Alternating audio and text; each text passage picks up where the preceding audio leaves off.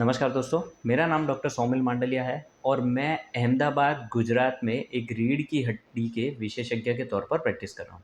दोस्तों, हमारी ओपीडी में बहुत सारे मरीज़ आते हैं जो हमें बताते हैं कि सर मुझे साइटिका हुआ है, या फिर कई मरीज़ बताते हैं कि ये सर साइटिका तो नहीं है मुझे कहीं, मेरी नस में पूरा दबाव है। तो ये साइटिका क्या है, इस वर्ड का क्या मीनिंग होता है, इसके बारे में मैं इस वीडियो में आपको डिटेल में समझाऊँगा। ये वीडियो आप एंड तक देखेंगे तो आपको साइटिका के बारे में कोई भी कन्फ्यूजन नहीं रहेगा। आइए शुरू करते हैं। सबसे पहले तो दोस्तों साइटिका के लिए जानते हैं कि साइटिक नर्व क्या होती है। अभी आप देख सकते हैं कि ये हमारी जो रीढ़ की हड्डी है उसमें आखिर के 5 मणके जो होते हैं, ये L1, L2, L3, L4 और L5, ये 5 मणके, और नीचे का जो बोन होता है वो है सेक्रम।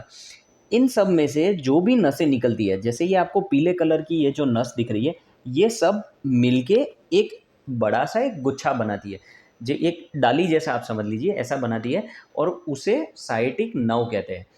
तो इन हड्डी में, ये बीच में गादी में कहीं पर भी कोई भी तकलीफ है जो ये साइटिक नर्व को अफेक्ट करती है, तो उसके कारण आपको साइटिका हो सकता है। अब साइटिका कौन सी कंडीशन में होता है?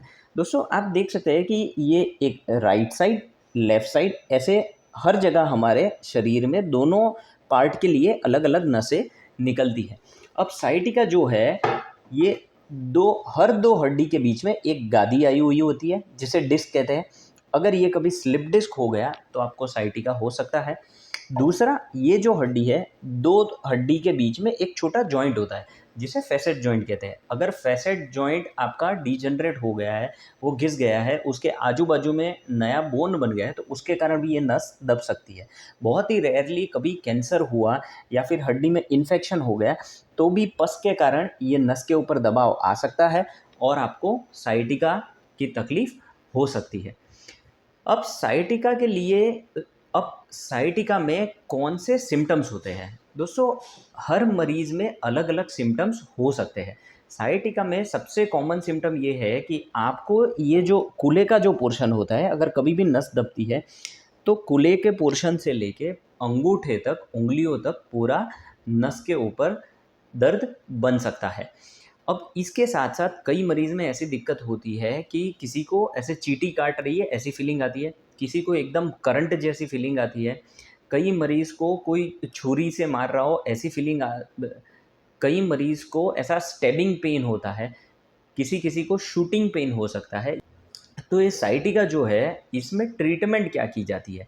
सबसे पहले हम किसी भी मरीज़ में इन्वेस्टिगेशंस करते हैं, उनको डिटेल्ड एग्ज़ामिनेशन के बाद हम एक्स-रे कराते हैं। एक्स-रे में पता चलता है कि कोई हड्डी घिस गई है या फिर हड्डी के आस-पास कोई नया बोन बन गया है, तो हमें पता चलता है जिससे नस दब सकती है।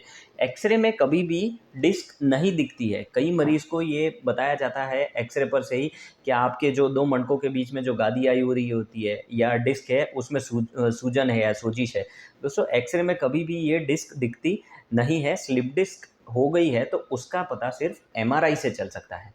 इसके बाद में हम एमआरआई कराते हैं। एमआरआई से पता चलता है कि कौन-सी गादी या फिर कौन से लेवल पे स्लिप डिस्क हो गई है, तो उसकी ट्रीटमेंट हमें क्या करनी है वो हम आगे डिसाइड कर सकते हैं। एमआरआई में अगर किसी मरीज़ को इन्फेक्शन है, कैंसर है, तो ये सब भी पता चल सकता है। उसके बाद में हमें अगर ज़रूरत पड़ा तो हम सीटी स्कैन करवा के देख सकते हैं कि कोई हड्डी दब गई है, कहीं पर इन्फेक्शन है या फिर कितनी हड्डी टूटी हुई है, ये सब पता सीटी स्कैन से चल सकता है। अब साइटिका की ट्रीटमेंट में ये जितनी भी मैंने कंडीशंस बताई, वो सब कंडीशंस के मुताबिक अलग-अलग ट्रीटमेंट होती है। साइटिका में हमें ये देखना सबसे ज़्यादा ज़रूरी है कि 99% केसेस में जो कॉमन रीज़न है वो है स्लिप डिस्क।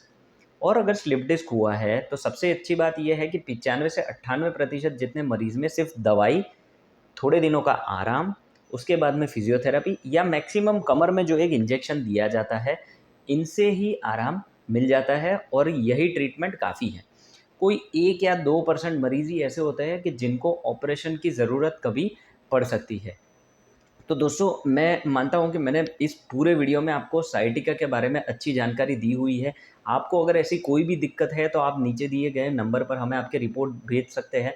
हम ट्राई करेंगे कि आपको सबसे अच्छी जो ट्रीटमेंट है वो सजेस्ट करें, और अगर आपको हमारी अपॉइंटमेंट लेनी है तो भी आप कॉल करके हमें अहमदाबाद में, गुजरात में दिखाने आ सकते हैं। धन्यवाद।